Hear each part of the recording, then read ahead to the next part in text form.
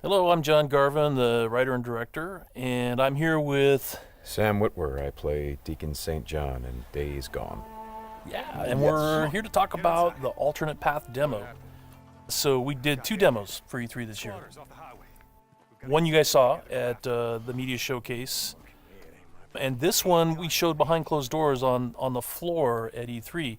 And so for the first time, we're releasing it online so that everybody can kind of take a look at it. And I thought I'd just talk a little bit about what the differences are, and just kind of like just show you what we were trying to accomplish this year.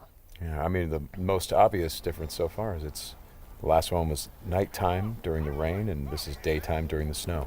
Yeah, and it's not just cosmetic, and I think that's one of the things we really wanted to emphasize. Because this time we're showing sort of a day in the life of Deacon. You see, he's on the drifter bike here. We wanted to show a little more of the bike riding and how the weather can kind of impact that. So we have this drifting mechanic, right? You see him kind of slipping and sliding around a little Changes bit. the handling of the bike. That's really interesting. Now, there were wolves there last time, John, and these wolves would pursue you down this road, and then Deacon had to turn his back, shoot a wolf, and he got clotheslined right up there, didn't he? Yeah, exactly. So this time you see that he wasn't being chased by the wolves. That's a dynamic event that can that can happen or not. It just depends on when you're playing the game. Interesting. And this time Deacon saw the ambush and he was able to avoid it. So he kind of comes up and around and behind them. So does weather impacts whether these creatures show up or not in daytime, nighttime, all that stuff? Yeah, absolutely. So especially the freakers, they come out, they're mostly nocturnal, but they will come out as the weather gets colder. They become stronger in the cold. Right. And so that will, again, kind of change up the way the game plays. That's very, very. I kind of love that you decided to do this as a demo to show two completely different iterations on the same exact mission in the game. Yes, exactly. So we wanted to have, the job is basically the same. Deacon hears that his buddy's in trouble, rides out to save his life. And, as you can see here, this is a completely different experience from what we showed in the first demo. In the first one, Deacon gets clotheslined, and it sounded very painful, by the way. Oh, speaking of painful, okay, so the combat in this game is fairly brutal. John, you want to talk about that a little bit? Well, we just wanted to make it as realistic as possible. So, yeah, we're not holding back on that at all. And Sam's done most of his own stunt work for this.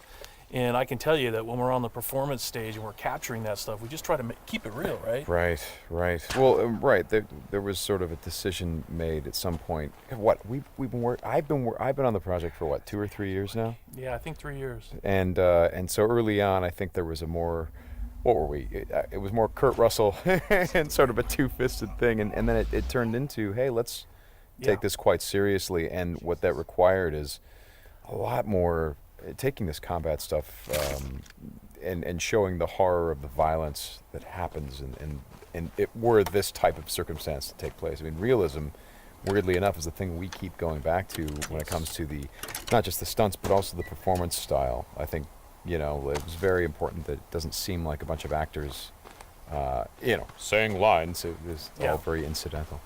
And we wanted the world to sort of reflect that as well. So you saw there that, Deacon broke into that emergency vehicle and found some supplies. So this is what we're calling our survival vision. So you saw that earlier when he was looking at Manny's bike on the ground. Mm-hmm. And it's just kind of a way of seeing tracks in the world and sort of imagining what might have happened. Mm-hmm. And here I just wanted to point out that you're seeing in this part of the demo that there are freakers there. There weren't there before because it wasn't snowing. It was, and it was getting lighter out. It wasn't getting darker like it is. And so, it changes up the way you can play through the level. And what is this? We call this the meat wall. The meat wall. Yeah, and it's not just there, to make the guys who put them up to seem evil. They're there for a purpose because, again, freakers are living creatures. They eat. That's their primary thing. They want to eat. And so you hang these dead freakers up, and any freaker, rather than coming into their camp like you see here, they would actually stop and snack. Yeah, exactly. Yeah.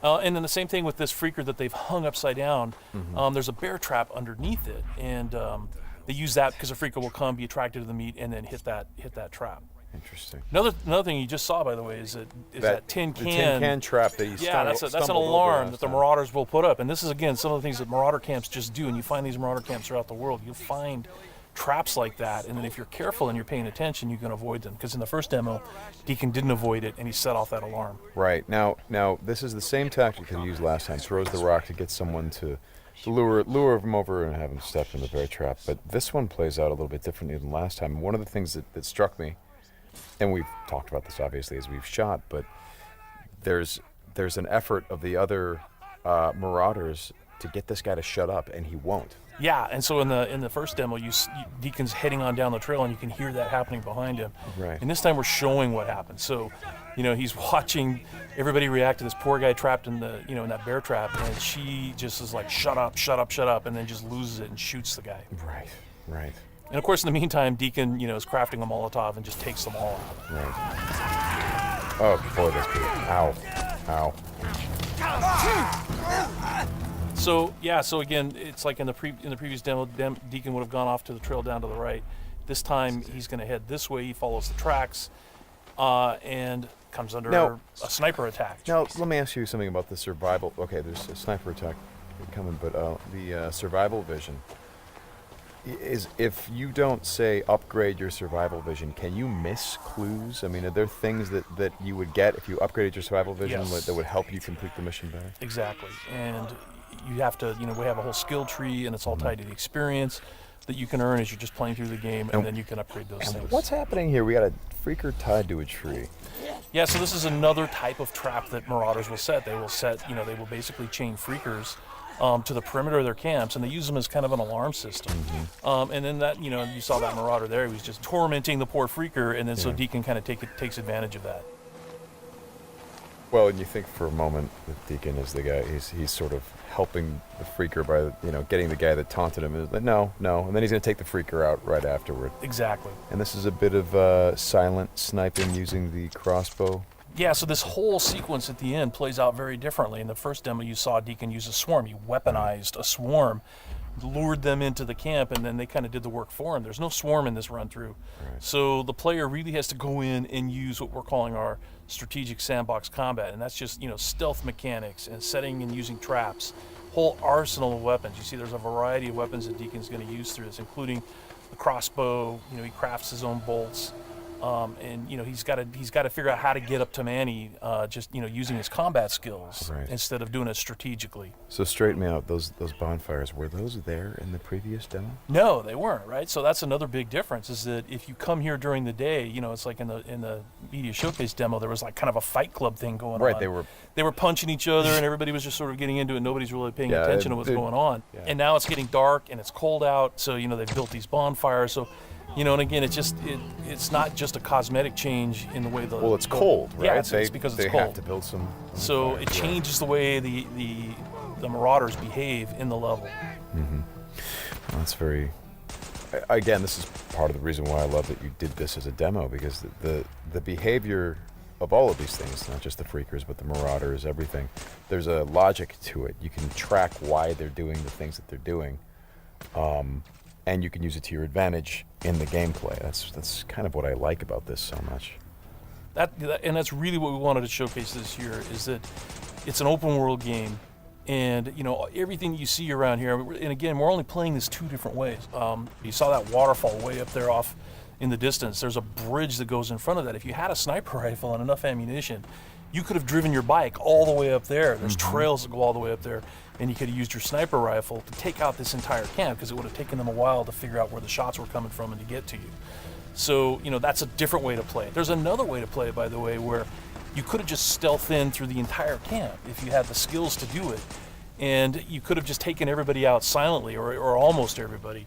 And then you could have gotten up to where Manny's being held using a different route, and just stealth killed that guy. There's no reason that you have to come in and run and gun it like Deacon is doing here. Hey, how scarce is ammunition? Because I see him switching from a bunch of weapons, and when we saw this demo, when I came in and saw it at A3, one of the things that I really enjoyed was I was sitting next to you, and the driver was playing the game, and at some point I saw you shift in your chair and you leaned forward, and I heard you say, "Oh man, uh-oh."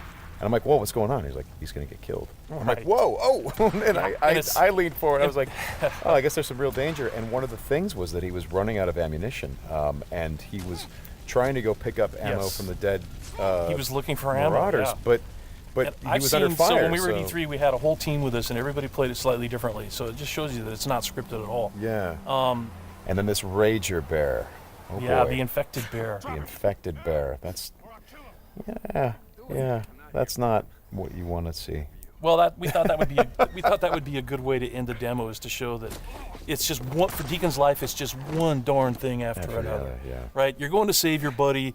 You get clotheslined. You get attacked by wolves, or you think you're finally done. You've rescued you've gone through all this stuff, and then suddenly, Rager Bear. Right.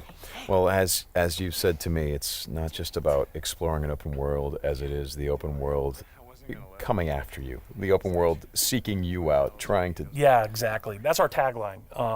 In Days Gone, you don't have to go seeking out trouble. The world comes for you. Trouble's looking for you. All right, Sam, thanks a lot. Thanks, John. It's been fun. And I hope you guys enjoy the demo, and we'll talk more about it soon.